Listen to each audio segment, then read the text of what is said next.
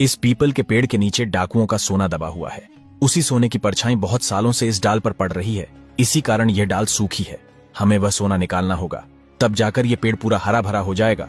तब बूढ़े ने चौधरी से कहा, हम में इतनी ताकत नहीं है कि हम जमीन खोदकर यह सोना निकाल सकें। ये काम तुम ही कर दो। तब चौधरी ने कहा, जरूर। इतना कहकर चौधरी ने अपने हाथों से जमीन खोदी और गड़ा हुआ सोना निकाल दिया। जैसे ही जमीन से सोना निकाला गया, उसी समय उस सोने की परछाई डाल पर पड़नी बंद हो गई और तुरंत ही उस पीपल के पेड़ की सूखी डाल हरी भरी हो गई। चौधरी ने वह सारा सोना बूढ़े और बूढ़ी को दे दिया। बूढ़े ने कहा, हम दोनों को इसकी जरूरत नहीं है, हम इसका क्या करेंगे, आप ले जाइए। और तब चौधरी ने वह सोना स्वीकार कर लिया और उसे लेकर वहां से आगे की ओर चल पड़ा। थोड़ी दूर चलने पर वही नदी आ गई जिसमें मगरमच्छ रहता था। जैसे ही चौधरी नदी के पास पहुंचा, मगरमच्छ को उसके पैरों की आहट सुनाई दी।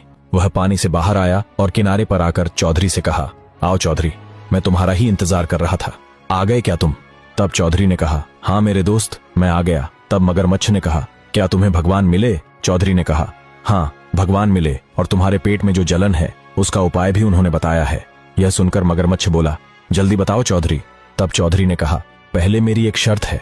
मगरमच्छ ने कहा, क्या शर्त है? मुझे मंजूर है। तब चौधरी ने कहा, सबसे पहले तुम मुझे यह नदी पार करवा दो और उस किनारे तक पहुंचा दो। मगरमच्छ ने कहा, जरूर, जल्दी से मेरी पीठ पर बैठो, मैं तुम्हें नदी पार करवा देता हूं।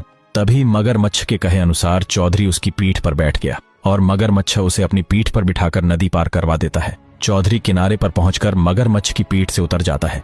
किनारे पर उतरते ही मगरमच्छ बोला, अब बताओ चौधरी, भगवान ने मेरे पेट की जलन के बारे में क्या बताया है, वह कैसे समाप्त होगी? तब चौधरी ने कहा, भगवान ने बताया है कि तुम पूर्व जन्म में एक सुनार थे।